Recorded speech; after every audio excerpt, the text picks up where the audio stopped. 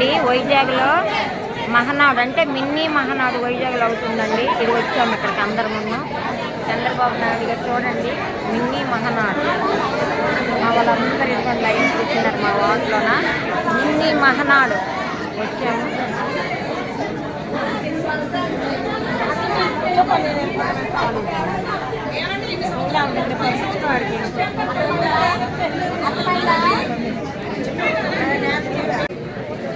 Fine Sridevi గారు ఇదిగోండి మహానాడు అండి, మినీ మహానాడు. పర్లేదు సార్ పర్లేదు, ఏమి మీరు కూడా ఉండదు.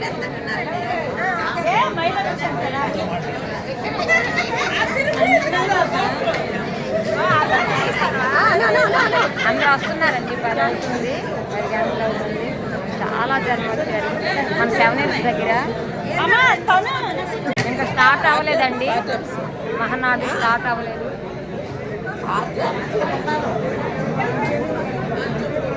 10 అయింది, 10:30కి స్టార్ట్ అవుతుంది. అందరు ఇప్పుడు వస్తున్నారు.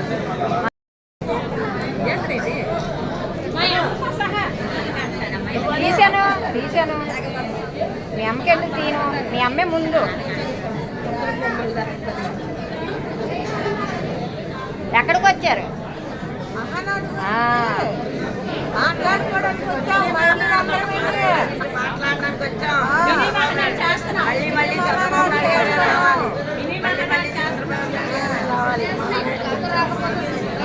మినీ మహానాడు కోసం వచ్చామండి మేము. అందరికీ అక్కడమ్మా 45 వార్డు. మేము ఈరోజు మన జిల్లా ప్రెసిడెంట్ ఆదేశాల మేరకు మేము చంద్రబాబు గారు అధ్యక్షుడు, పార్లమెంటరీ నాయకులు, మేము ఇక్కడికి మహానాడు చేయాలని. మహానాడే మనకి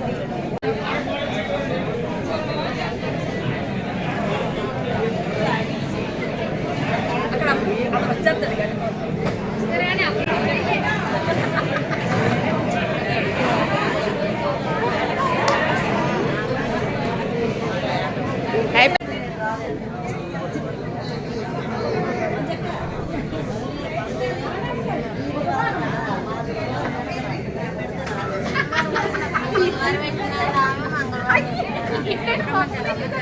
గోరింటాకు బాగుంది, గోరింటాకు చూపి, గోరింటాకు చాలా బాగుంది. మీదేది? పెట్టుకోలేదండి. ఏమి ఆవిడకంటే ఏం లేదు, నిన్న అందరం వెళ్ళాం కదా అక్కడేనా?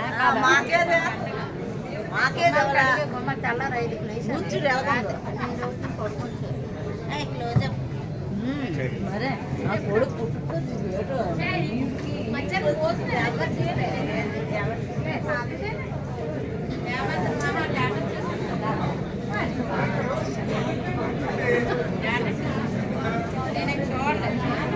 ఒక్క జిల్లా కమిటీ డైరెక్టర్లు, అలాగే మెయిన్ కమిటీ, ప్రతి ఒక్కరికి కూడా నా పేరు పేరున నమస్కారాలు.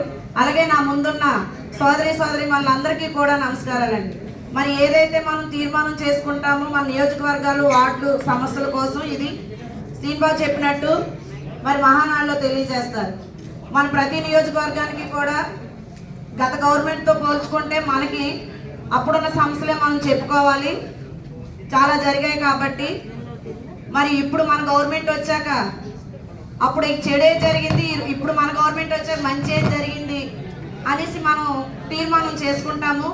అలాగే ప్రతి నియోజకవర్గంలోని కూడా మనకు చాలా సమస్యలు జరిగాయి. ఆ సమస్యల మీద మరి బోల్డ్ ఉన్నాయి చెప్పాలంటే.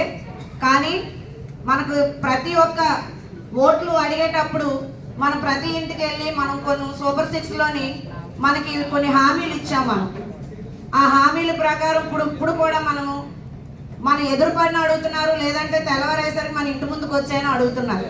ప్రజలకి మెయిన్ కావాల్సింది పేదవారికి ఇల్లు.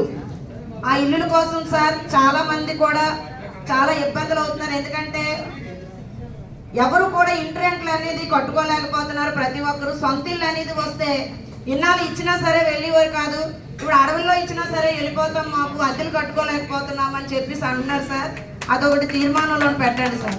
ఎందుకంటే ప్రతి ఒక్కరు కూడా 2000 ఇల్లు ఇప్పుడు 8000 7000 రెంట్ అయిపోయింది సార్. సామాన్యుడు బతకలేని స్థితిలో ఉన్నారు. ఎందుకంటే ఒక 1000 రూపాయలు కూలి పనికి తెచ్చుకుంటే వాడు కరెంట్ బిల్లే కడతాడా, ఇంటైతే కడతాడా, కేబుల్ బిల్లే కడతాడా, ఇలాంటి ఖర్చులన్నీ ఉంటాయి. ఇవన్నీ కూడా తీర్మానంలో చేర్చాలి. అలాగే రేషన్ కార్డుల్లోని మార్పు చేర్పు అన్నారు సార్.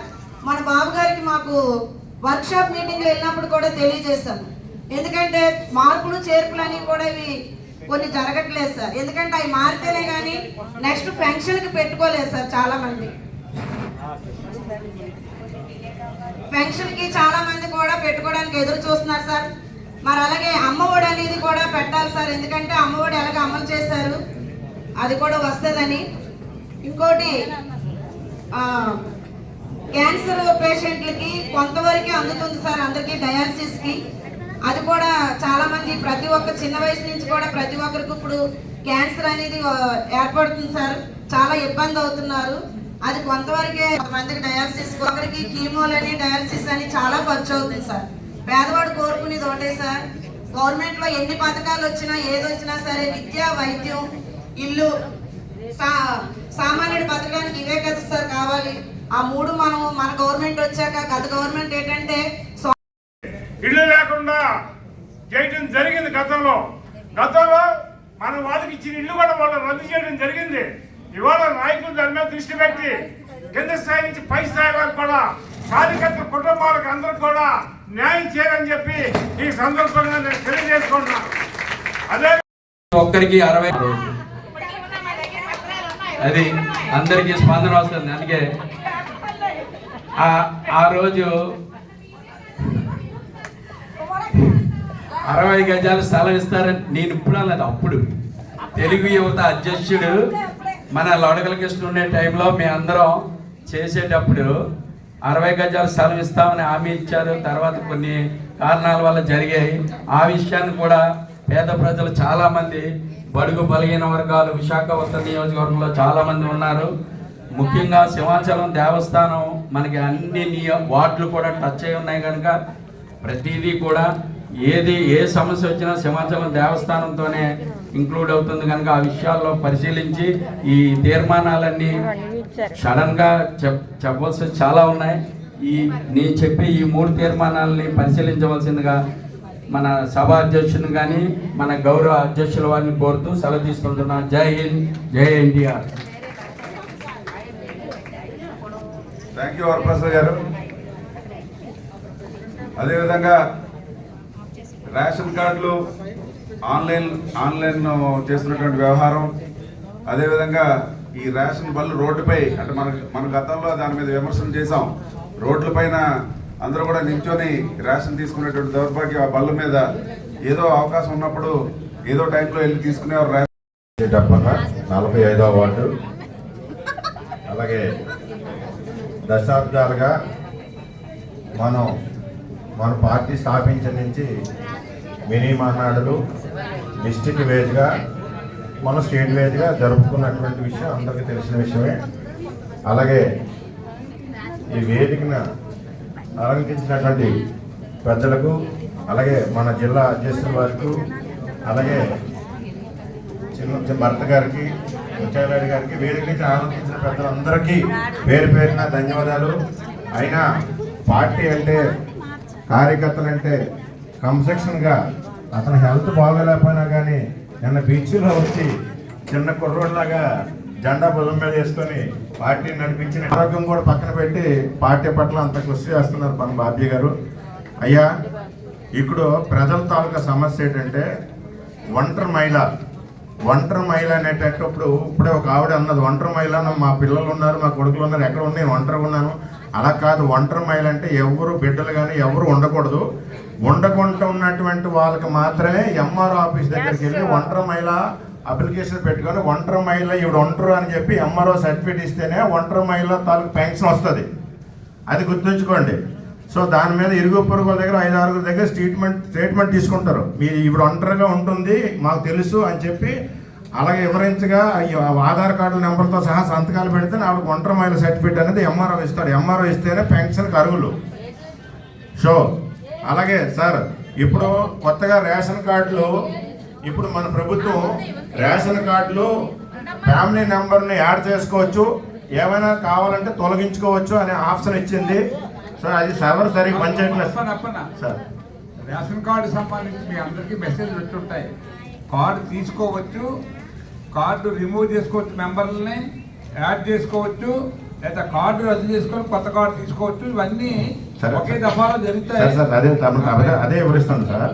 సో ఆ ఆప్షన్ అయితే ప్రభుత్వం కల్పించింది కానీ సర్వర్ పనిచేయట్లేదు సార్. సార్ అదే సార్ పనిచేయట్లేదు సార్, పనిచేయట్లేదు. కొత్త కార్డు ఇంకోటి సార్, మెయిన్ సింగిల్ యూనిట్కి కార్డు ఇవ్వరని చెప్పి చెప్తున్నారు సార్. సింగిల్ యూనిట్ అనేది నిజంగా ఎవరు లేనటువంటి సింగిల్ ఉంటున్నారు సార్. ఆ సింగిల్ యూనిట్ కూడా కార్డు ఇప్పించవచ్చిందిగా, ఇందులో పొందుపరచవచ్చిందిగా చెప్తున్నాం సార్. అలాగే ఇప్పుడు మనకి గవర్నమెంట్ ప్రభుత్వం ఇల్లులు ఉన్నాయి సార్. గతంలో మనం 2014 నుంచి 19 వరకు పట్టాలు ఇచ్చాం. ఆ పట్టాలు ఇచ్చినటువంటి పట్టాలకి ఇప్పుడు రేషన్ కార్డు, ఆధార్ కార్డు, ఇంటి పన్ను, కరెంటు బిల్లు సచివాలయంకి ఇస్తే దానికి రిజిస్ట్రేషన్ చేస్తారని చెప్పి ఇప్పుడు ఇన్ఫర్మేషన్ అనేది జరుగుతుంది సార్. సార్ ఇప్పుడు అప్పుడు గతంలో పట్టాలు అప్లై చేసుకుని పింక్ కార్డు ఉన్న వాళ్ళకి పట్టాలు ఇవ్వలేదు, దానికి ఏదో రెవెన్యూ కలెక్షన్ చేస్తారన్నారు. వాళ్ళందరూ కూడా వాటిలో ప్రజలు అడుగుతున్నారు సార్. సో దయచేసి ప్రభుత్వం దగ్గర నుంచి కరెక్ట్గా మనం క్లారిటీ ఇవ్వలేకపోతున్నాం సార్ ప్రజలకి.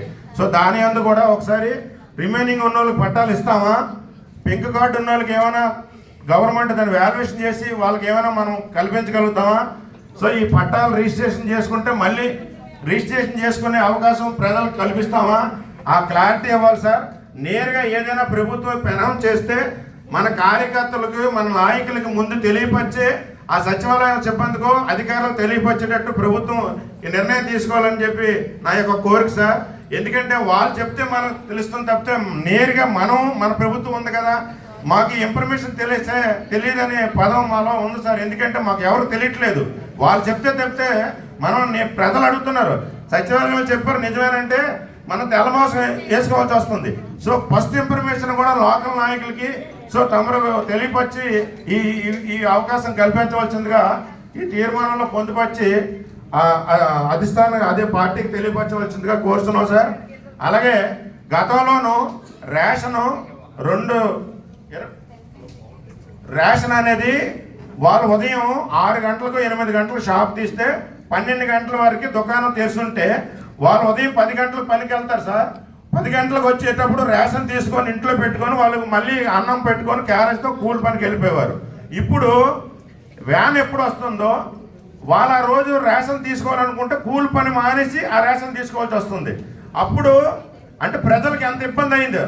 గౌరవంగా షాపు దగ్గరికి వెళ్ళి తీసుకునే వాళ్ళు రోడ్డు మీదకి వచ్చి తీసుకుంటున్నారు సార్. రోడ్డు మీదకి వచ్చి ఎండలో నిల్చొని పెట్టి తీసుకుంటున్నారు. ఇది కూడా తొలగించవలసిందిగా చర్చ జగదీష్ గారిని మాట్లాడవలసిందిగా కోరుతున్నాం.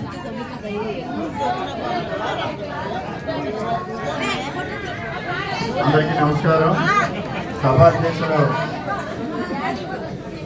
జిల్లా సెక్రటరీ శ్రీనివాసరావు గారికి, అలాగే ఈ యొక్క పండగ మినీ మహానాడికి ముఖ్య అతిథిగా వచ్చిన మన జిల్లా అధ్యక్షుడు శ్రీ గండిబాబీ గారు అన్ని గారికి, అలాగే వేదిక ఉన్న నజీర్ గారికి, నాయకులందరికీ కూడా ఈ యొక్క మినీ మహానాడు శుభాకాంక్షలు తెలుపుతూ,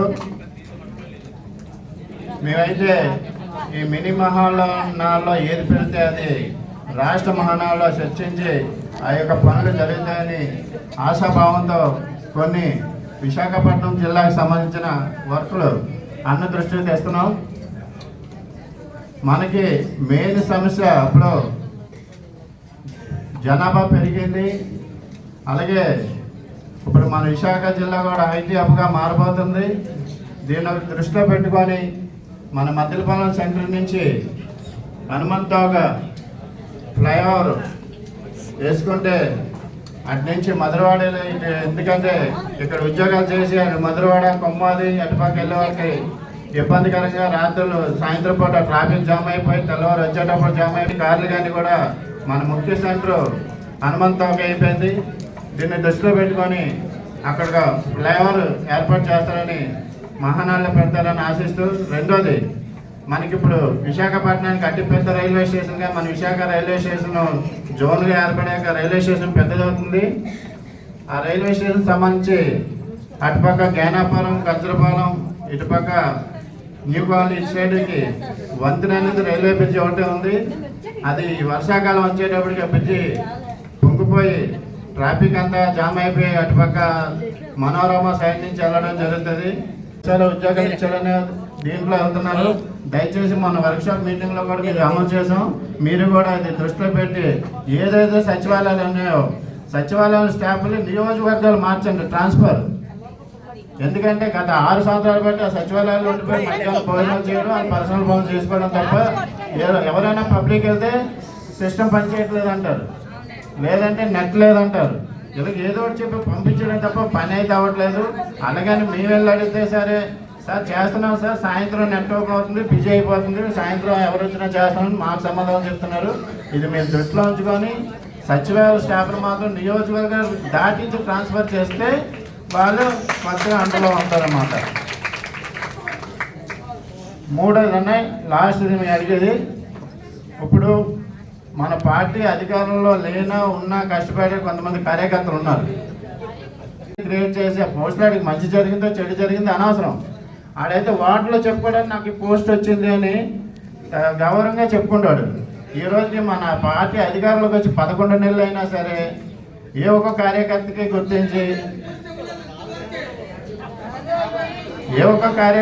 గుర్తించి ఒక పదవి కానీ పోస్ట్ కానీ లేకపోయి ఆ ఉన్న కార్యకర్తలకే కొంతమంది నాయకులు ఉన్న పోస్టులు తీసేయడానికి రెడీ అవుతున్నారు. ఇది జిల్లా అధ్యక్షులుగా మేము దృష్టిలో పెడుతున్నాం. ఎందుకంటే కొన్ని వార్డులో కొన్ని సమస్యలు ఉన్నాయి. ఈ విశాఖ జిల్లాకి మీరే చంద్రబాబు నాయుడు అంత పెద్ద మాకు దిక్కు. దీన్ని మీ దృష్టి పెడుతున్నాం. మీ దృష్టి నుండి ఎంపీ గారు, భర్త గారు మీ ఎదురు కూర్చొని ఈ యొక్క కొన్ని వార్డులో సమస్యలు ఉన్నాయి, అవి పరిష్కారం చేస్తారని అవకాశం ఇచ్చిన పెద్దలందరికీ కూడా హృదయపూర్వక ధన్యవాదాలు తెలుపుతున్నాం. ధన్యవాదాలండి. అదేవిధంగా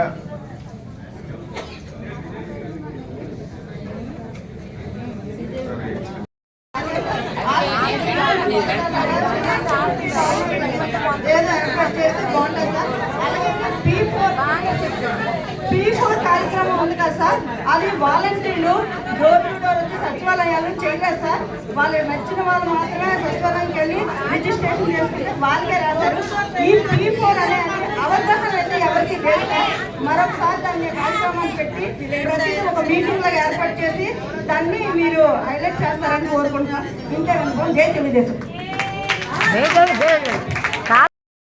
మీరు వస్తారంటే రేపు మధ్యాహ్నం వెళ్ళి టైం కేటాయిస్తాను. ఏవో 4, 8 వార్డు ఉండిపోయాయి కాబట్టి ఆ వార్డు ఒకసారి డిస్కస్ చేసుకుని పెట్టండి. రేపు మధ్యాహ్నం అవకాశం ఉంటే రమ్మని చెప్పి కోరుతున్నాం. తర్వాత మీరు 23వ తారీఖున మన పార్లమెంటరీ మహానాడు ఉంటుంది. ఇదే వేదిక మీద మీ అందరూ రావాలని చెప్పి కోరుతూ మీ అందరి మీద సెలవు తీసుకుంటాం. ఫోటో తీసుకుని ఆగండి. రేపు ఏ వార్డులు అనేది మన పార్టీ సిబ్బంది మీకు తెలియజేస్తారు కనుక దయచేసి గమనించి ఆ వార్డులందరూ కూడా రేపు మధ్యాహ్నం రావాల్సిందిగా కోరుతున్నాం. గారు ఓట్ ఆఫ్ థ్యాంక్స్ చెప్పాల్సింది కోరుతున్నాం.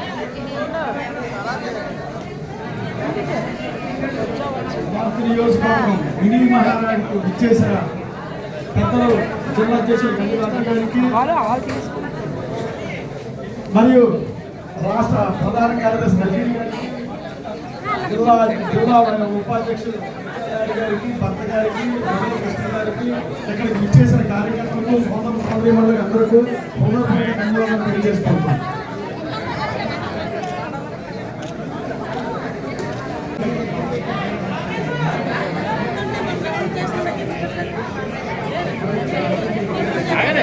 రావాలి.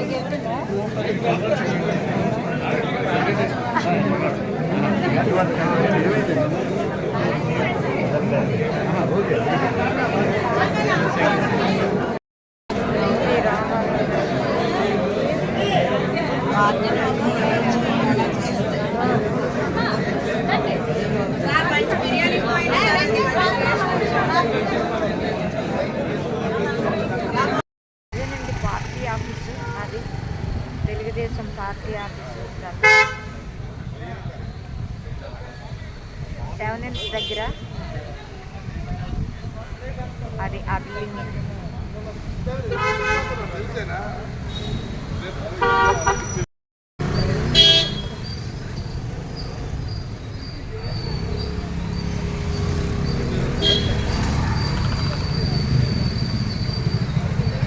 రండి చెప్పగారు.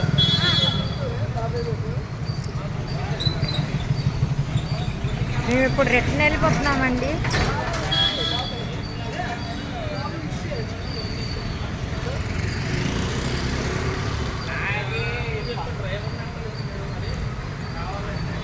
మెయిన్ రోడ్ వచ్చింది.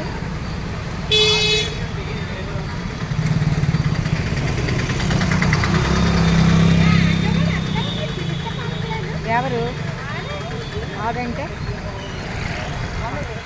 ఎవరు? మెయిన్ రోడ్ వచ్చిందండి. బాయ్ అండి అందరికీ. Bye bye bye bye. మా ఆటో కూడా వచ్చింది. ఇదిగోండి బ్లూ కలర్ ఆటో బుక్ చేస్తాం. బాయ్ అండి అందరికీ. బాయ్.